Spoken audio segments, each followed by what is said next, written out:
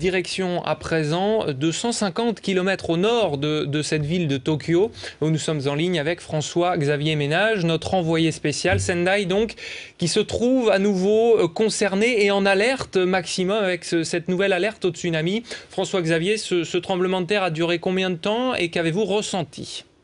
Alors écoutez, de là où on est, c'est-à-dire un petit peu plus loin que Sendai, on est un peu plus au nord, à Hanamaki précisément.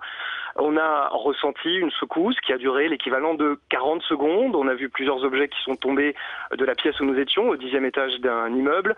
On a vu notamment par exemple des extincteurs qui sont également tombés. L'électricité s'est tout de suite coupée. Elle est à l'heure actuelle où je vous parle également coupée. On voit en revanche plusieurs personnes qui sont dehors. Il y a eu un rassemblement dans le hall de l'immeuble, des voitures qui sont maintenant allumées, avec des phares allumés en pleine nuit, et des personnes qui se regroupent par petites grappes à l'entrée donc de l'immeuble et dehors. Secousse effectivement assez importante, avec une magnitude qui sera peut-être affinée tout à l'heure, mais qui a duré un bon moment. Et d'ailleurs, quand la terre a arrêté de trembler, on avait l'impression que l'immeuble continuait dans un mouvement de balancier, comme si justement ces secousses se poursuivaient à l'intérieur de l'immeuble où on était.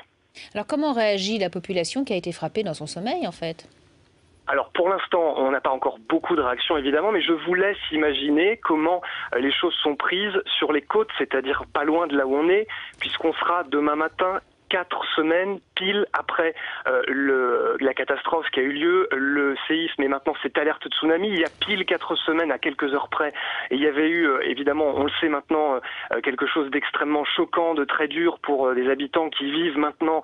Ils sont encore des dizaines de milliers dans des refuges. Alors imaginez bien sûr leur réaction ce soir. Et puis bien sûr, il y a aussi cette menace, ce risque qui concerne cette fois-ci Fukushima, qui se trouve à environ 200 km de l'endroit où on est. Et c'est précisément l'endroit qui sera probablement le plus scruté dans les heures qui viennent.